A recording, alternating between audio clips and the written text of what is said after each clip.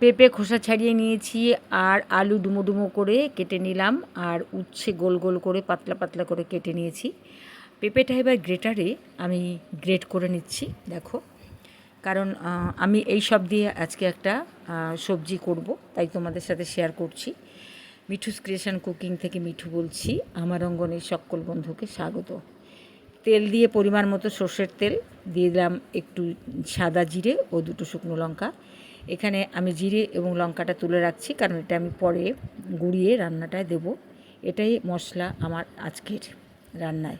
খুব বেশি মশলা এই রান্নাটায় চলে না, দিলেও বালি বালি লাগে। মুখে দিয়ে খাওয়ার সময় একটা বিশ্রী স্বাদ আসে আমার এরকম মনে হয়। যার জন্যে আমি জিরে আর ধনে গুঁড়োটা এখানে ব্যবহার করি না। জিরেটা এইভাবে তুলে রেখে তারপরে গুঁড়ো করে রান্নার পরে দিয়ে দিই।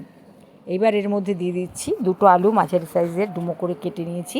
আলুটা দিয়ে একটু নেড়ে চেড়ে নেব। আলুটা ভাজা করব না, একটু নেড়ে চেড়ে নেওয়ার পরেই দিয়ে দেবো উচ্ছেটা। আমি এখানে ছোটো মাপের উচ্ছে নিয়েছি, এটা করলা দিয়েও করা যায়। এবার এটাকে নেড়ে চেড়ে আমি সুন্দর করে লাল লাল করে ভেজে নেবো। যতক্ষণ না এগুলো সেদ্ধ হচ্ছে ততক্ষণ নেড়ে নেব। তারপর এর মধ্যে দিয়ে দিলাম পেঁপে। এই পেঁপে দেওয়াটা আমি স্কিপ করে ফেলেছি বন্ধুরা, সরি।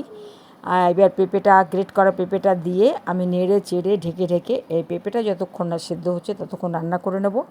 এবার দিয়ে দেব নুন, হলুদ ও কয়েকটা কাঁচা লঙ্কা আমি মাঝখান থেকে ভেঙে নিয়েছি। এই সবজিটায় যত মশলা কম হবে তত খেতে সুস্বাদু হবে। আর খুব ঝালও এটা একদম চলবে না। আর জিরে গুঁড়ো হোক, ধনে গুঁড়ো, অন্য অন্য মশলা একদমই এটা চলে না। এটা শুক্তো মতন, খুব মশলা কম হয়। তবে হ্যাঁ, পোস্ত, দুধ এগুলো দিয়ে আমি কখনো এটা বানাইনি। যাই হোক, এবার ঢেকে দিয়ে সেদ্ধ করে নিলাম। জলের ব্যবহার এটা আমি করিনি বললেই চলে, একটু হাত দিয়ে জলের ছিটা দিয়েছিলাম না দেওয়ার মতো করে, তাতেই আমার এটা সেদ্ধ হয়ে গেছে। দেখো কি সুন্দর সেদ্ধ হয়েছে।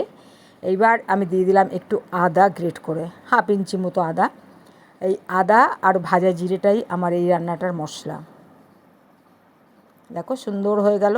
যতক্ষণ এটার মধ্যে জল ভাব থাকবে ততক্ষণ আমি এটা নেড়ে চেড়ে রান্না করতে থাকবো।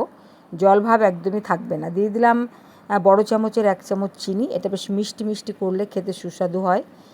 পেঁপের মধ্যে বেশি মশলাপাতি একদমই চলে না, মানে আমার চলে না আর কি। যাই হোক বন্ধুরা, এবার আমার রান্নাটা হয়ে এসেছে।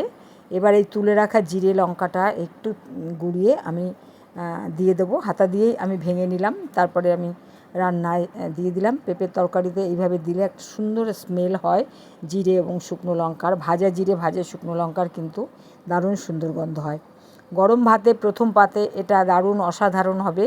আর যেহেতু উচ্ছে দিয়ে করেছি তাই সকলে খাবে এইভাবে করলে।